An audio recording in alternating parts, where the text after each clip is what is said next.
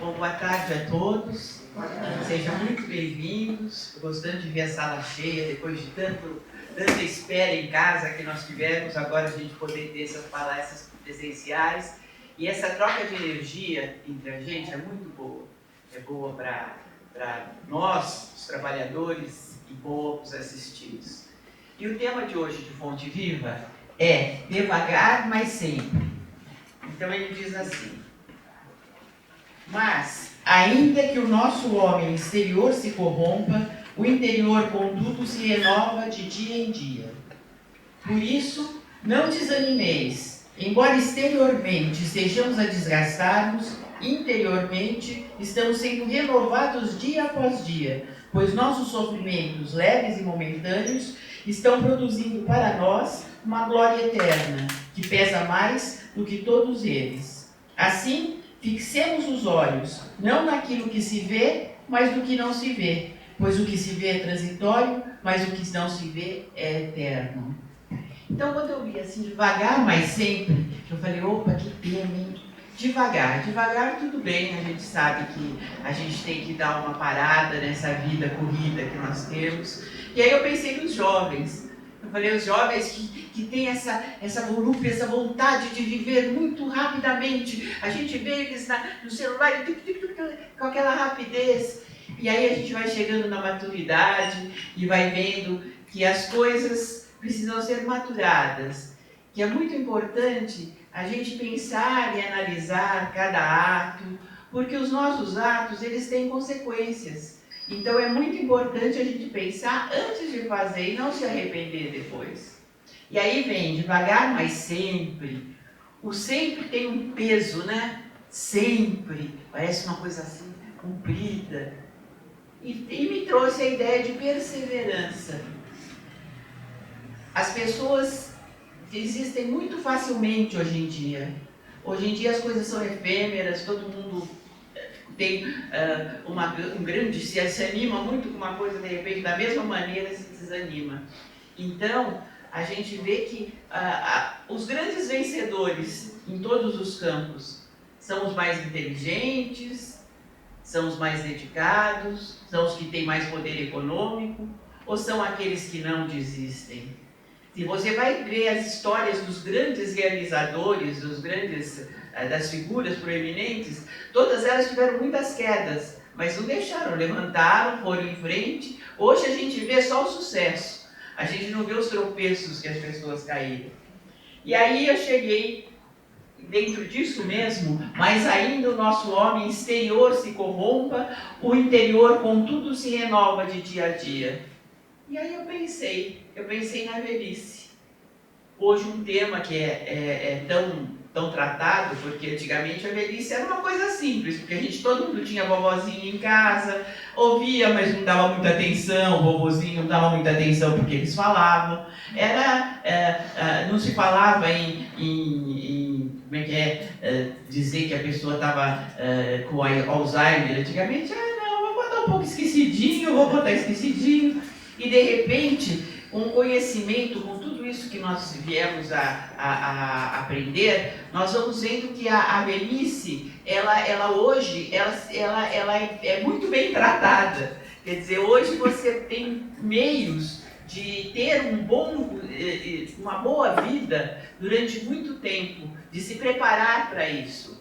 Então, quando a gente fala no exterior, não importa o exterior, importa tudo aquilo que nós, durante a nossa vida, nós produzimos no nosso interior.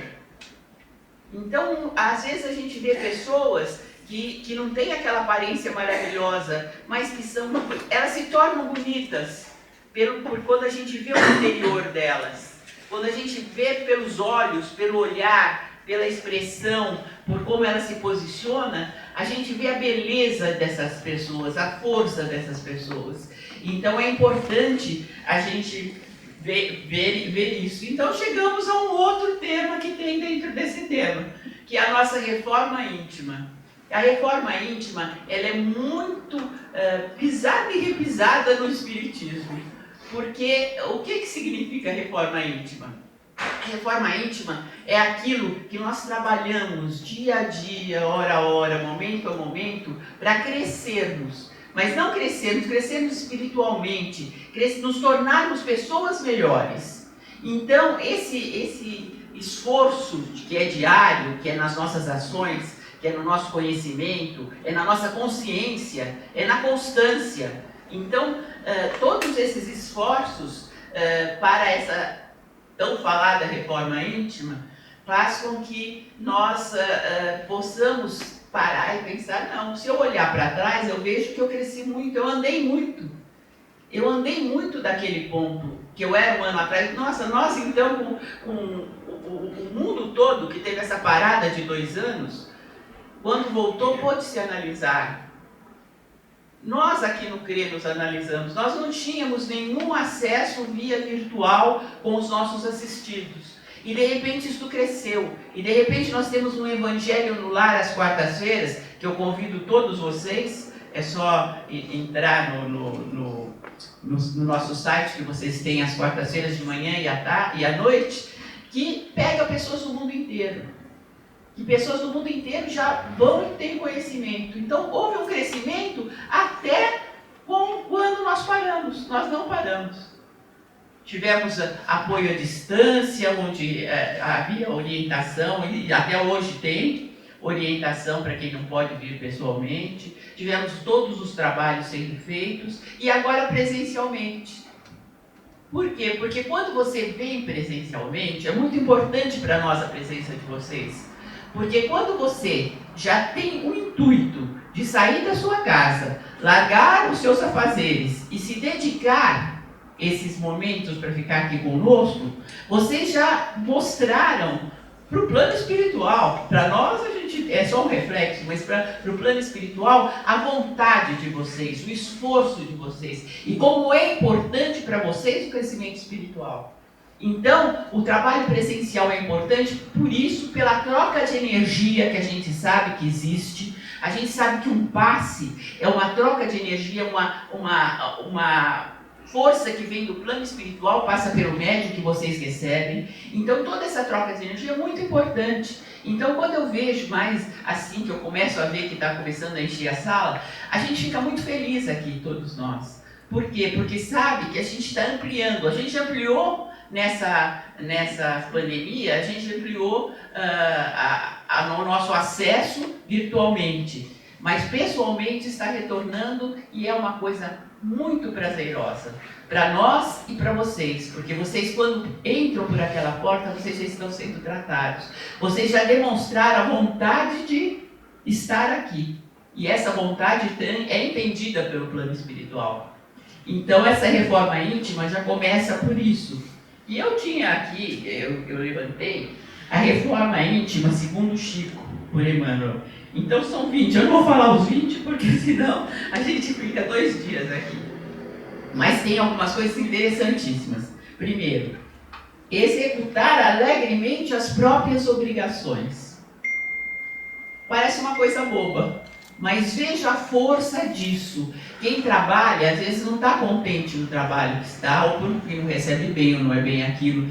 Mas nós temos o direito de não fazer aquilo alegremente, não dar o nosso melhor. Nós temos o direito de progredir, claro, é de todo mundo, de prosperar. Isso é do ser humano. E isso não é você deixar, não estou crescendo, não estou crescendo espiritualmente se eu quero progredir. Não, nós temos que progredir. O objetivo é a felicidade, é o progresso, é tudo, é essa abertura para o mundo, é o objetivo do Espiritismo, e desse crescimento e dessa reforma íntima. Mas nós não estamos muito bem nesse trabalho que nós estamos. Então vamos fazer um plano B. Vamos ter um foco no que nós queremos fazer. Então eu quero almejar um outro lugar. O que é que eu vou fazer? Eu vou começar a fazer mal feito as minhas coisas, isso aqui não vai mais, está me pagando pouco, não vai. Não. Eu vou fazer um curso para me aprimorar. Eu vou me dedicar, porque você também no teu trabalho diário você está aprendendo. Mesmo que seja uma coisa pequena, por menor que seja o seu esforço, o esforço sempre traz aprendizado. Então, eu vou, quando ele fala executar alegremente as próprias obrigações, realmente, tudo que se propuser a fazer, fazer de boa vontade. Às vezes a gente vê que vai estar fazendo empurrado aquilo, a gente até percebe quando a pessoa está fazendo.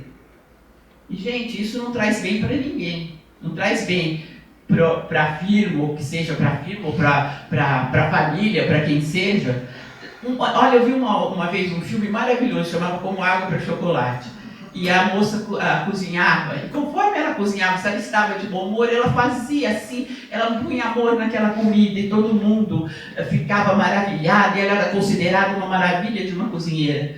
Aí ela teve que cozinhar um bolo para irmã que casou com o rapaz que ela gostava. Naquela história que nem Jó, né, que precisou trabalhar não sei quantos anos. Ele é um exemplo disso, devagar, mas sempre.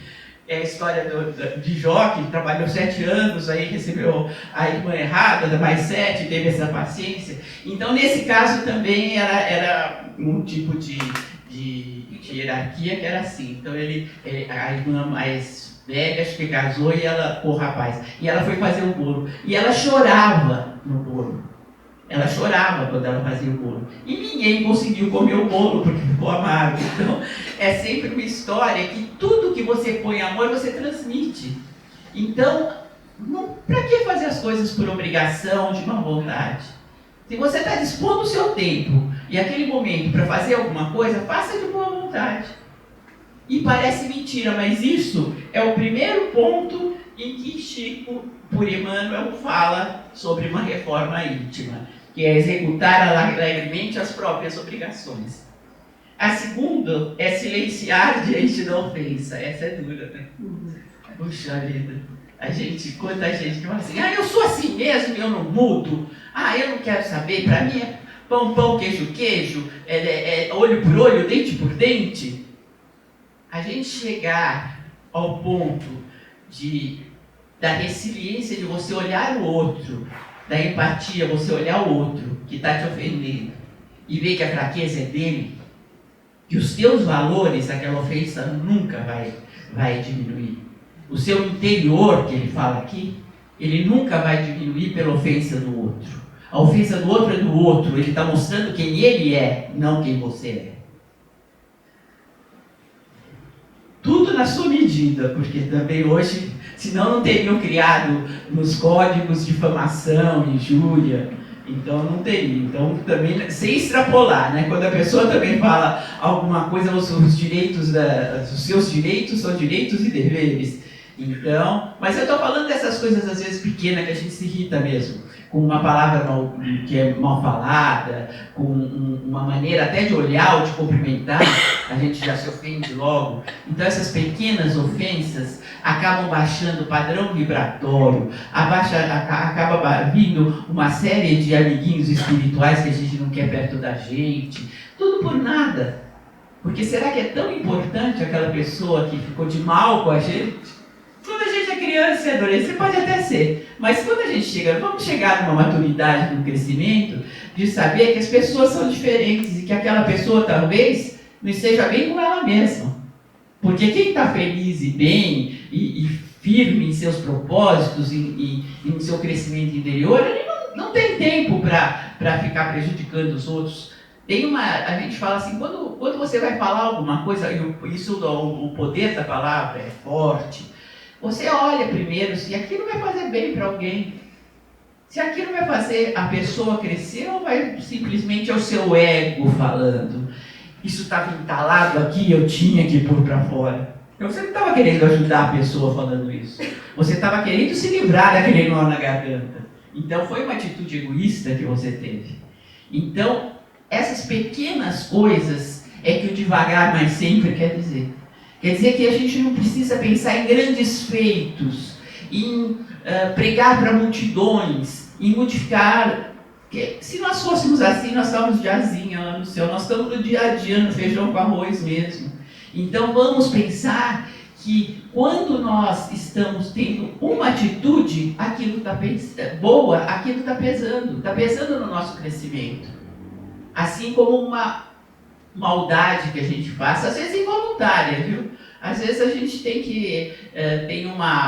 um treinamento que a gente tem que se treinar a agir bem, porque às vezes a gente faz alguma coisa, preconceito é típico disso.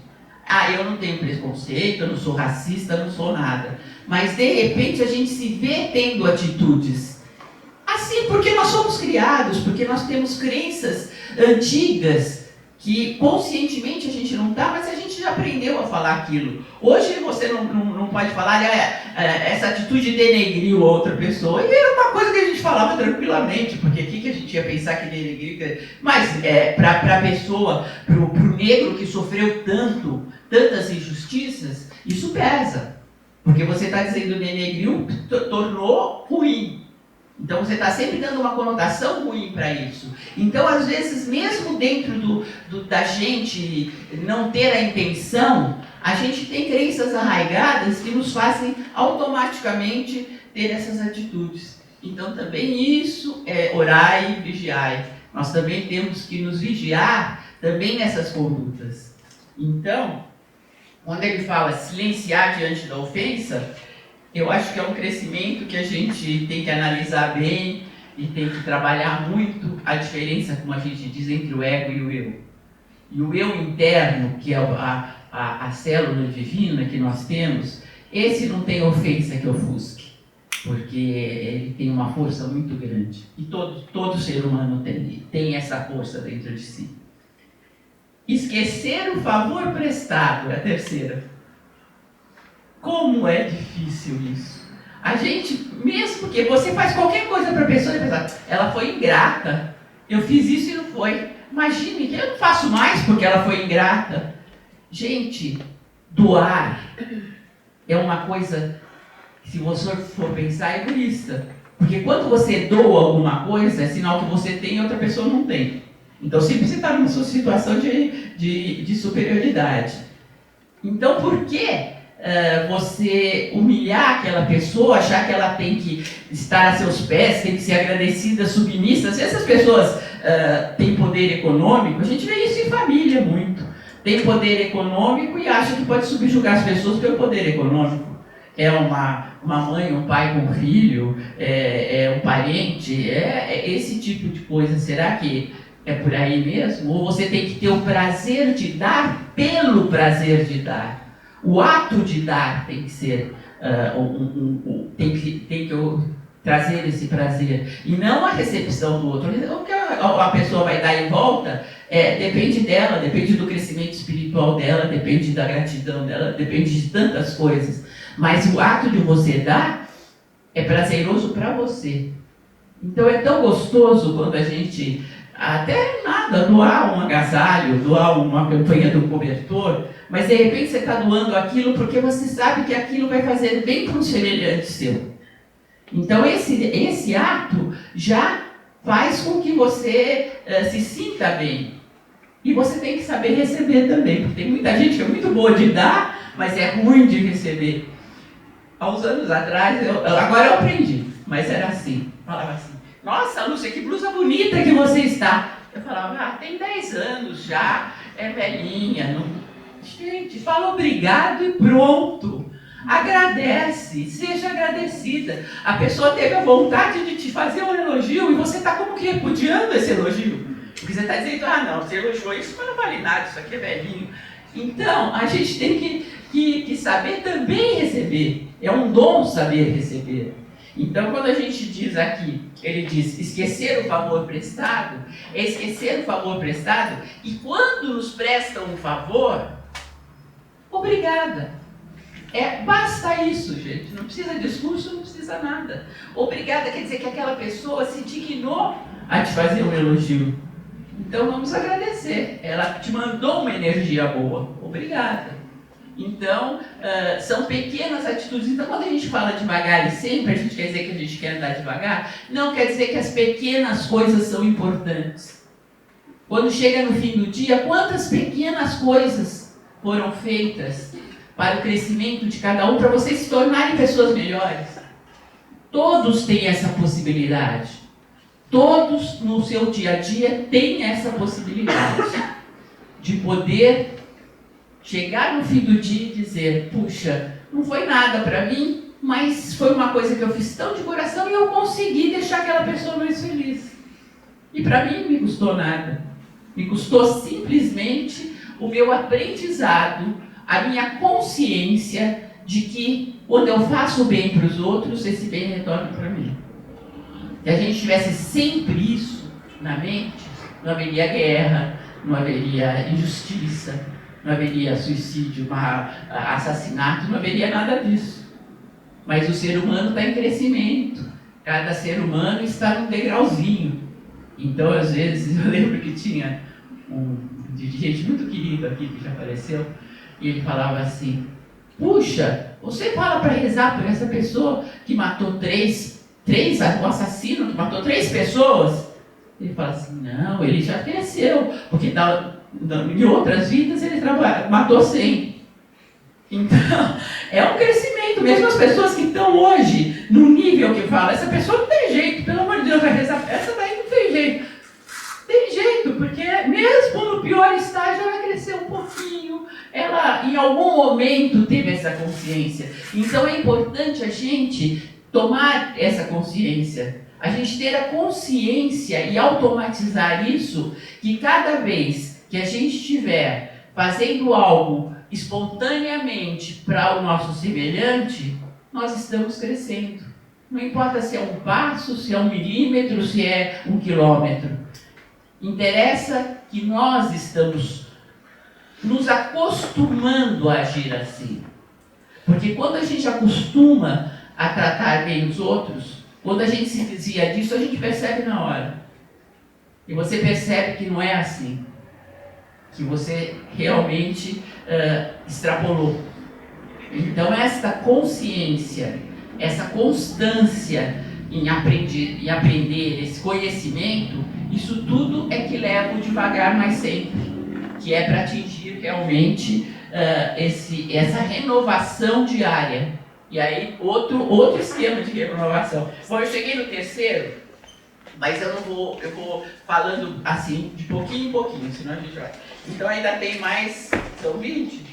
Tem mais 17 para eu falar nas palestras aqui à tarde. Eu vou de 3 em 3, porque essa reforma íntima, ela engloba tudo, todos os momentos da nossa vida.